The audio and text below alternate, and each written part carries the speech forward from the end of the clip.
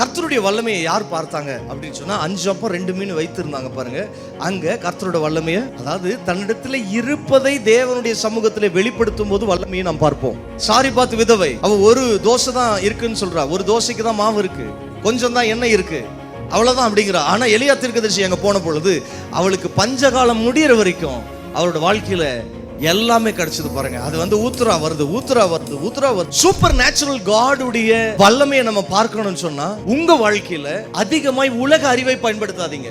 உலக அறிவு என்ன அப்படின்னு சொன்னா, எப்படியாகிலும் நான் இந்த விஷயத்தை செய்து முடிச்சிடணும்னு நம்ம உந்தி தள்ளும் உலக அறிவு. ஆனால் தெய்வீக ஞானமும் அறிவும் என்ன செய்யும் சொன்னா, அதை தேவன் செய்கிற வழியை புரிந்து கொள்ள உதவி செய்யும். உலக அறிவிலே நீங்கள் ஒரு விஷயத்தை செய்ய முற்படும் பொழுது அது முடிகிற வரைக்கும் உங்க வாழ்க்கையில நீங்க தான் அதுக்கு பொறுப்பு. ஆனா தேவன் நடத்துதல ஒரு விஷயத்தை செய்ய நீங்க இறங்கும் பொழுது ஆசீர்வாதங்களை கொடுப்பது, பிள்ளைகளை பாதுகாப்பது தேவனுடைய பொறுப்பு.